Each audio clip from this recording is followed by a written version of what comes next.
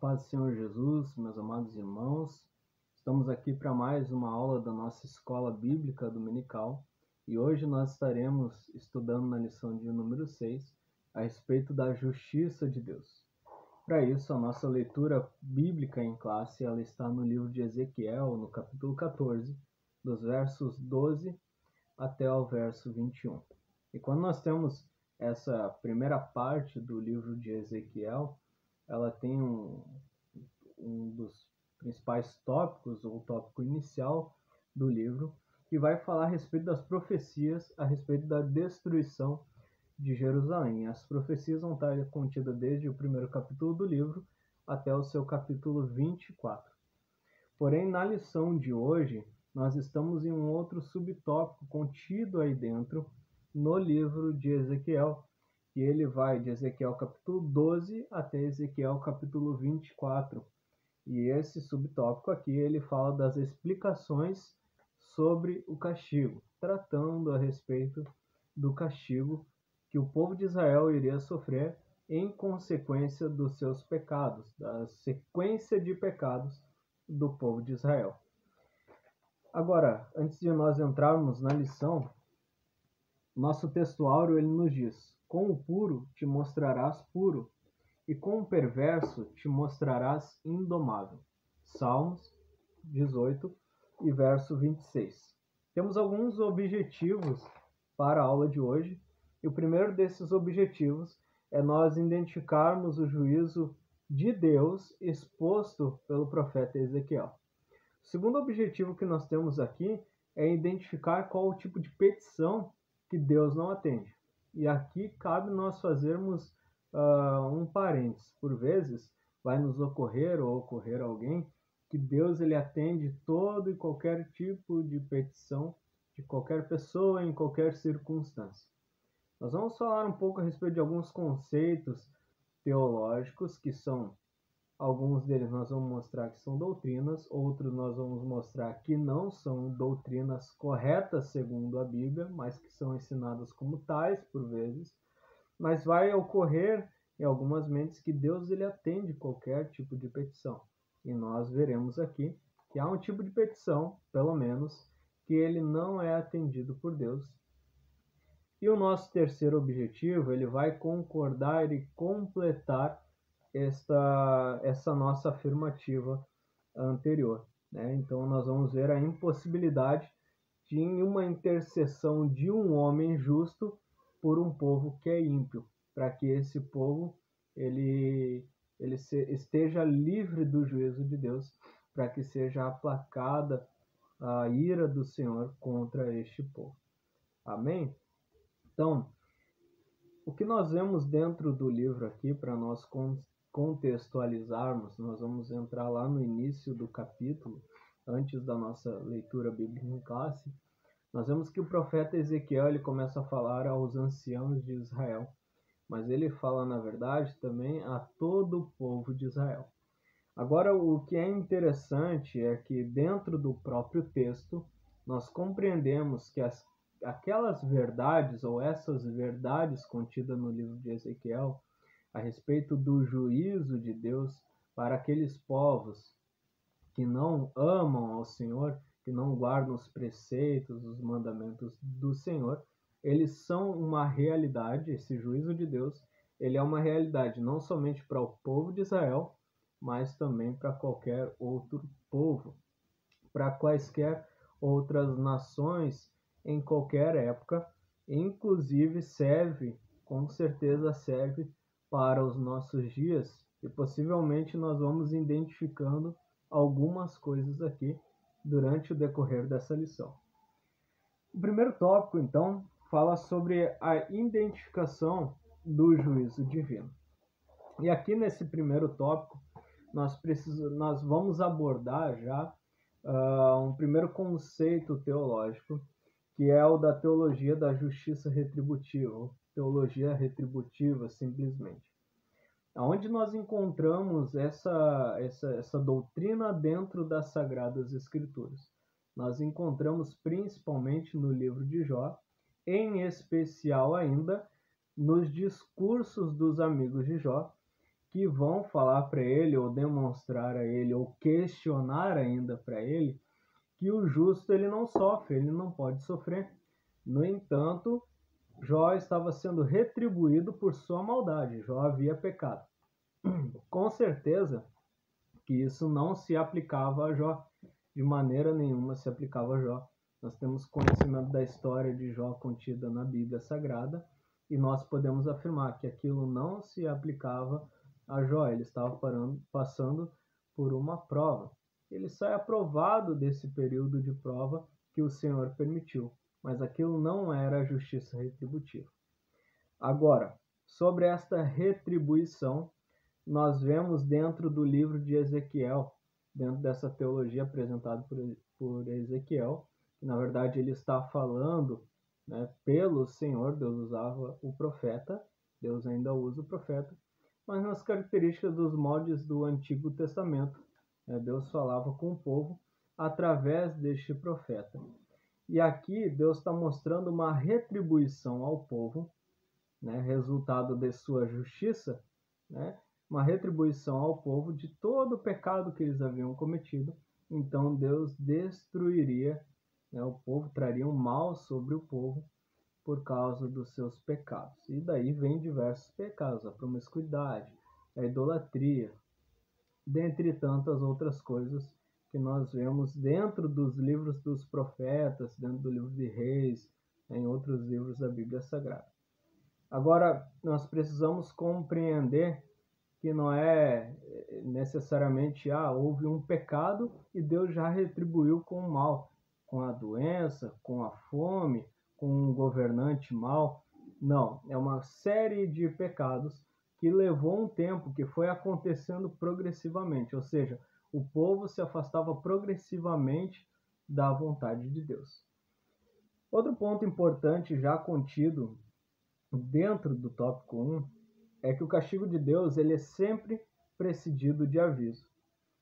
Né? Você pode anotar aí, abrir, lá no livro de Amós, capítulo 3, e verso 7, a palavra de Deus diz assim: certamente o Senhor Jeová não fará coisa alguma sem ter revelado o segredo aos seus servos, os profetas. Então, toda vez que Deus castiga o povo, sempre houve um aviso anterior a tudo isso, né? Outro exemplo que nós temos é o exemplo contido no livro de Joel, né? Onde o reino de Judá ele havia sido devastado por gafanhoto e pela fome, pela seca, né? Que é a fome. Porém, isso tudo foi justiça de Deus, mas foi resultado do pecado do povo, em que o povo se afastou progressivamente do Senhor. Tanto é que Joel ele vai terminar de relembrar o povo a respeito daquilo que eles haviam vivido, da seca, falta de mantimento, consequentemente, e também dos gafanhotos, que também ele gerava consequência de falta de alimentos, né? E o profeta Joel ele vai dizer que o povo ele deveria se arrepender, né? Os ministros, os sacerdotes do Senhor, eles deveriam proclamar um jejum, eles deveriam lamentar, eles deveriam rasgar o seu coração, não somente as vestes. Agora, como que nós podemos saber que historicamente o que aconteceu fisicamente na época de Joel era uma consequência da justiça do pecado do povo, e ele provinha da justiça de Deus. Um exemplo disso nós temos, você pode abrir a sua Bíblia em Deuteronômio capítulo 28, lá no verso 28. Deuteronômio capítulo 28, ele vai falar sobre os castigos de Deus para o povo, quando o povo de Israel ele se afastasse do Senhor, ele pecasse contra o Senhor. E lá tem uma série de castigos, várias coisas que poderiam acontecer com o povo de Israel e que nós vemos durante os períodos da história bíblica, e realmente várias dessas coisas acabam acontecendo com o povo de Israel. Olha aqui como se encaixa o que aconteceu no período de Joel com uma das consequências dos castigos do Senhor ditos em Deuteronômio. Lá em Deuteronômio capítulo 28 e verso 38, diz assim: lançarás muita semente ao campo, porém colherás pouco, porque o gafanhoto a consumirá. Então isso com certeza era uma consequência e era um castigo divino, né? Agora, o castigo e a repreensão da parte de Deus, ele não pode ser visto como um Deus ditador, que ele quer simplesmente destruir as coisas, como por vezes vai passar a mente de muitos, principalmente aqueles adeptos do ateísmo por vezes, não é verdade? Mas toda a repreensão da parte do Senhor é que o Senhor espera que haja arrependimento para posterior, então, consequentemente, depois, perdão. Porque com arrependimento existe o perdão. Então, todo castigo divino, ele é uma correção para que o seu povo, os seus servos, né, aqueles que deveriam lhe servir, espera-se que volte ao seu prumo, se arrependa e seja perdoado pelo Senhor. Um grande exemplo disso nós temos é o exemplo de Jonas. Quando Jonas vai a Nínive, Jonas vai para lá para pregar o juízo de Deus. Porém, o povo de Nínive, ele compreende o seu estado de pecado e ele se arrepende. A Bíblia vai falar que há arrependimento. E Deus então, ele vai poupar o povo de Nínive, né? De modo que Deus ele até mesmo explica para Jonas o porquê que ele poupou o povo de Nínive, né? Então nós vemos aí a dificuldade humana de compreender as ações do Senhor, até mesmo às vezes os benefícios do Senhor, né? Que Jonas não se agradou muito do que havia acontecido ali, e Deus então ele explica para Jonas que ele não faria mais mal àquele povo, certo? Historicamente, o povo de Nínive, né, ele volta às suas práticas nas próximas gerações, ele volta às suas práticas pecaminosas, e mais de 100 anos depois, então, há o juízo de Deus efetivamente sobre aquela nação. Mas não foi no momento de Jonas. Ali houve arrependimento, consequentemente, perdão por parte do Senhor. Agora, quando nós vamos a Ezequiel, lá na nossa leitura bíblica em classe, Ezequiel capítulo 14, verso 13, nós temos uma expressão que é a seguinte: quando uma terra pecar contra mim. Agora, quando nós falamos ou lemos isso, quando uma terra pecar contra mim, nós vemos que isso se aplica a qualquer nação, a qualquer povo, a qualquer terra que pecar contra o Senhor. Agora nós compreendemos o que é o pecado, nós compreendemos a justiça, o juízo de Deus, mas nós precisamos saber quais são os tipos de pecado de um povo. Nós não estamos falando somente de um pecado de uma pessoa, mas de uma nação, de um conjunto de pessoas, de um povo. Um dos pecados de um povo é a idolatria. E esse nós vemos ser combatido severamente dentro da Bíblia Sagrada. Por muitas vezes o povo de Israel, ele se voltava ao pecado de idolatria, idolatrar deuses, objetos. Outro pecado que é bem frequente, tanto em Israel, quando nós vemos os trechos bíblicos, quanto hoje em dia, é o pecado de promiscuidade.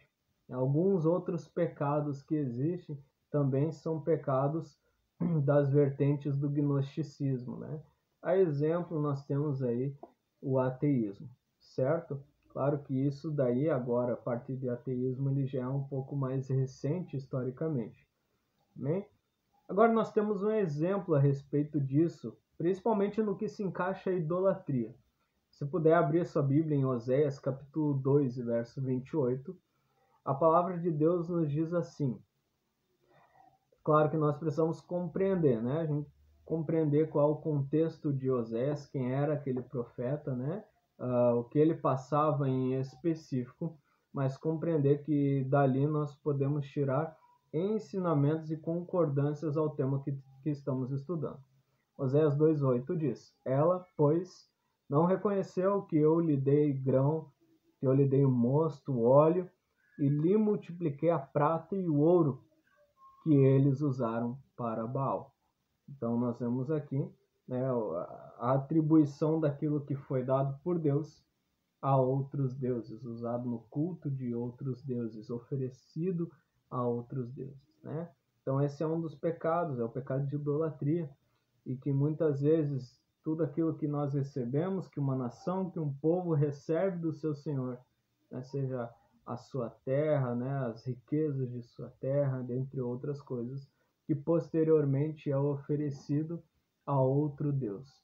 Entenda-se outro Deus e idolatria como tudo e qualquer coisa que toma, que rouba o lugar de Deus dentro do nosso coração, certo? Pode ser a própria pessoa.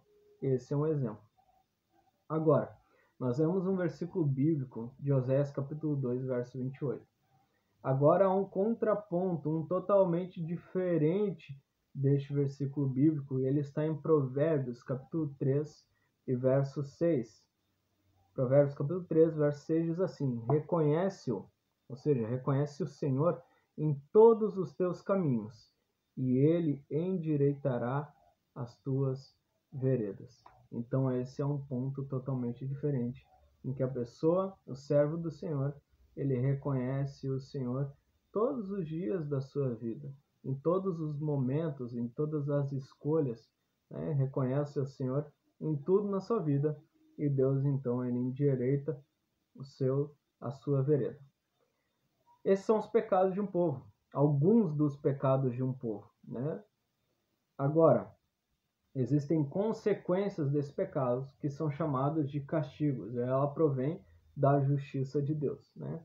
E alguns destes castigos, como citados na Bíblia, né, ou percebidos ao lermos a Bíblia, é guerra, a fome, né?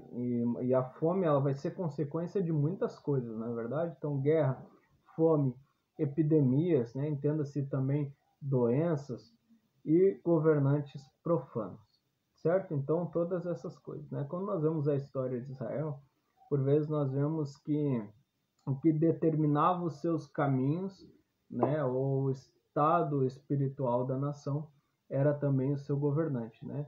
E a Bíblia vai nos mostrar, né, aquilo que nós chamamos de reis bons e reis maus, né? Havia um rei que era bom, ou seja, temente ao Senhor.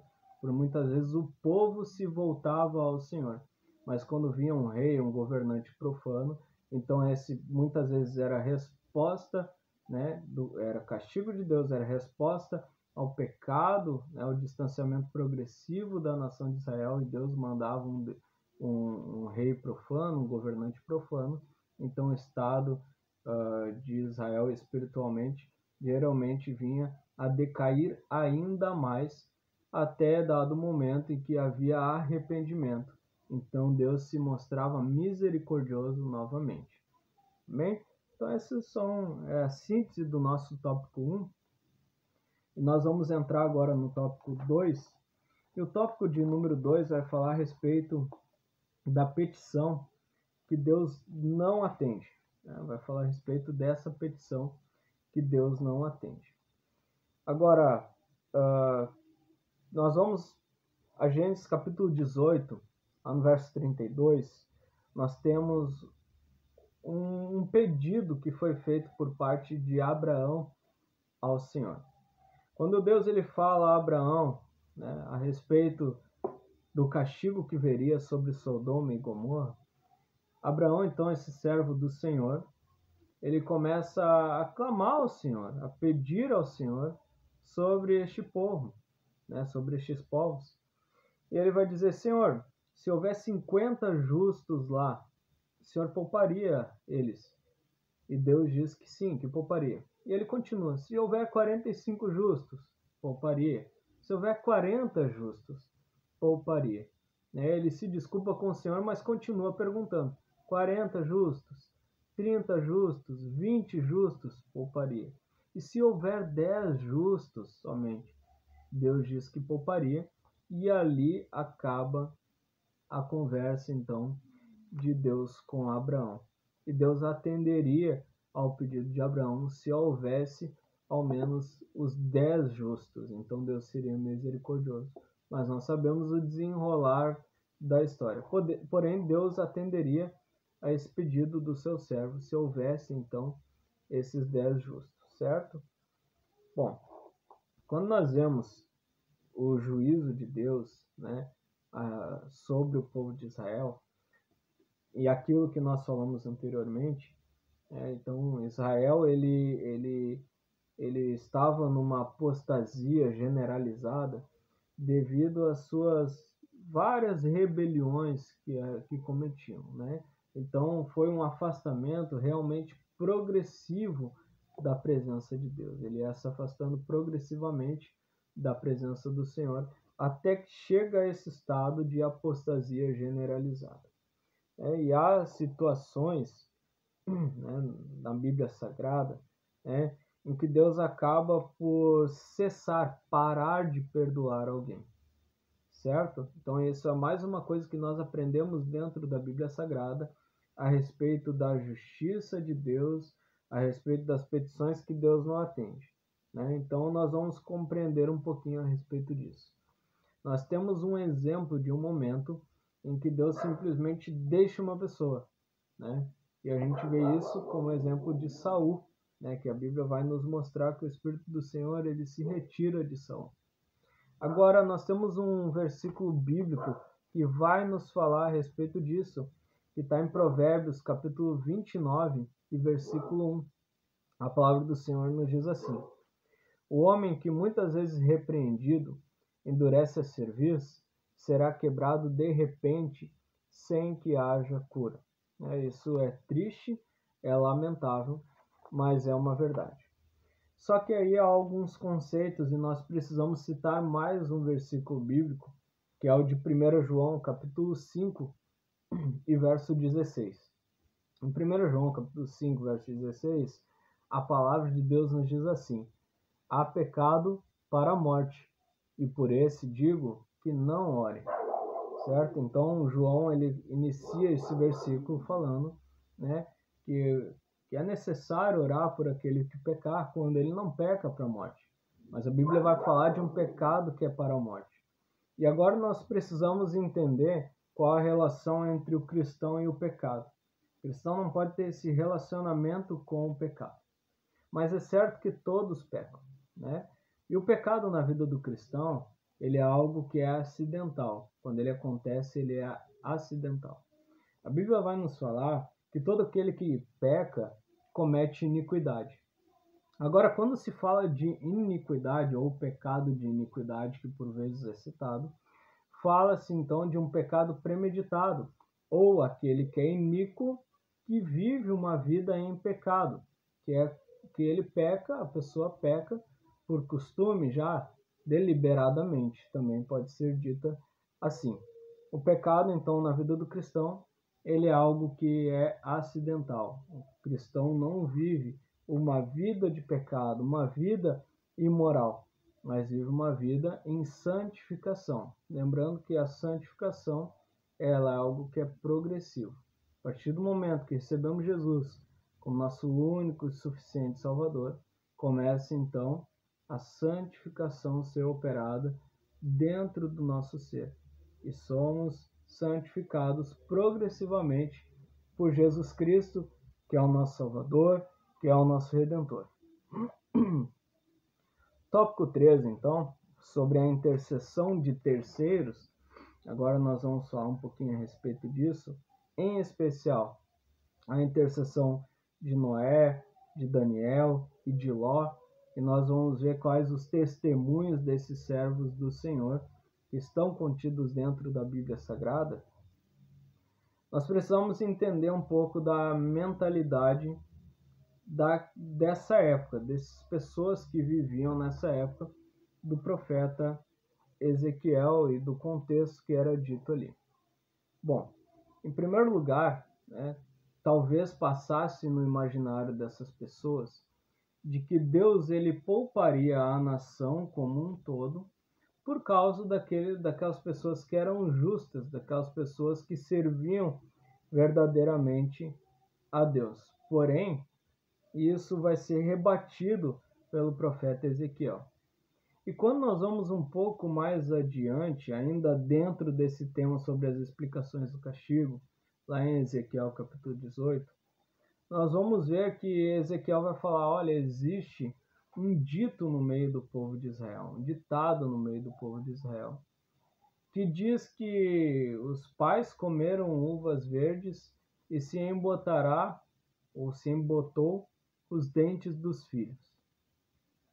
E daí, quando nós vamos compreender um pouco deste texto, né, ou do contexto disso, nós vamos ver que ali dentro, né, desse ditado popular,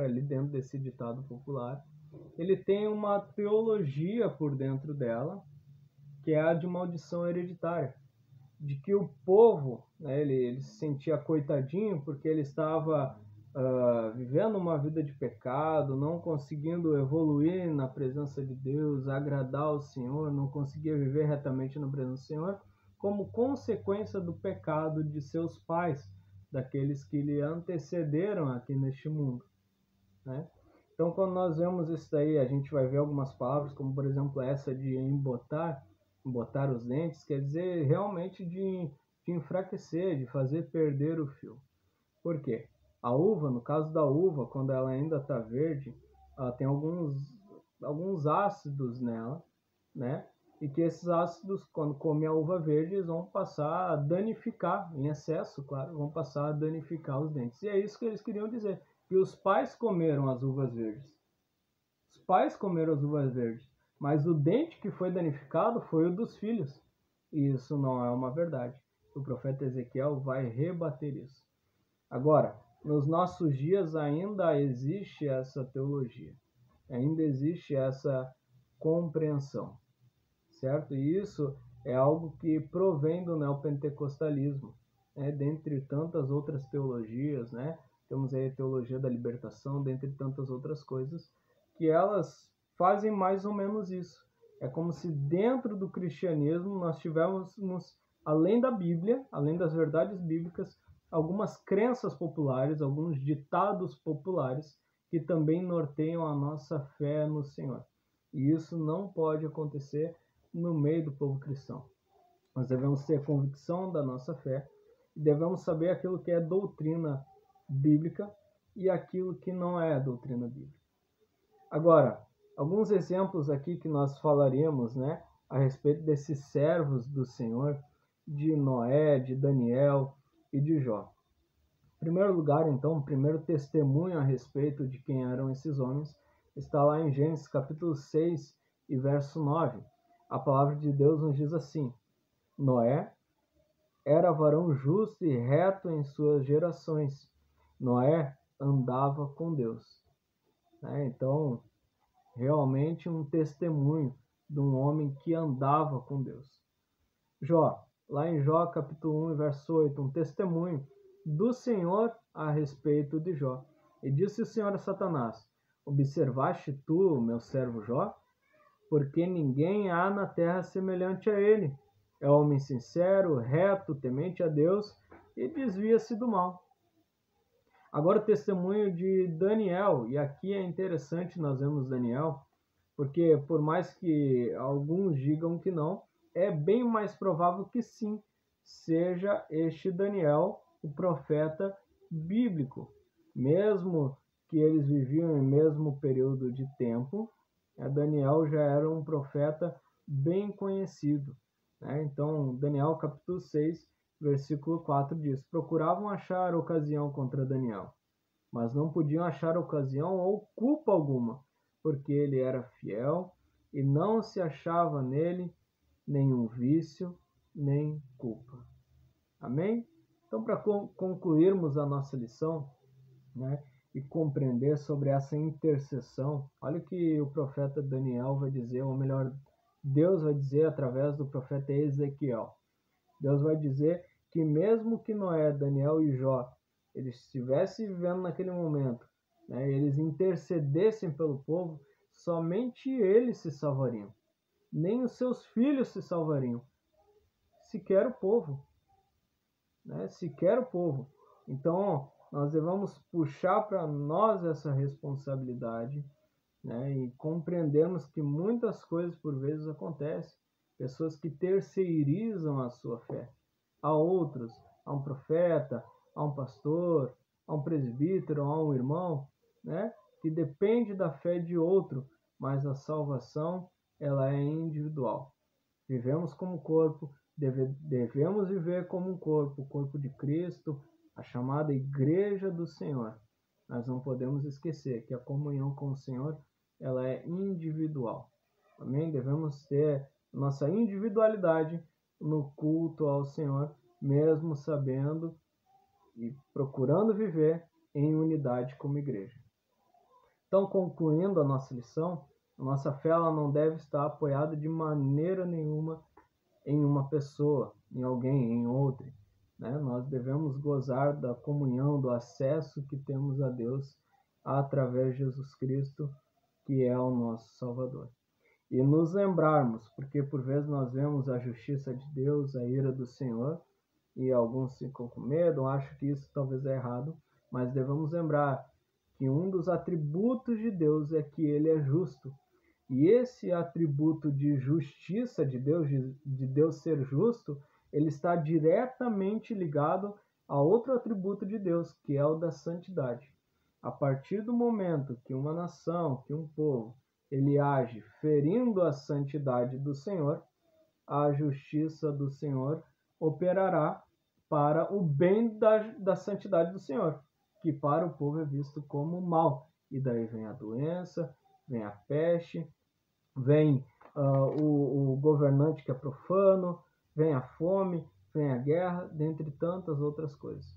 Agora, aqueles que se arrependem, aquele povo que confessa o Senhor como o Senhor dos seus corações, da sua vida, da sua terra, daí Deus então manifesta a sua justiça no ato de misericórdia. Amém? Que Deus abençoe, que tenha uma boa e abençoada aula da Escola Dominical nesse próximo domingo.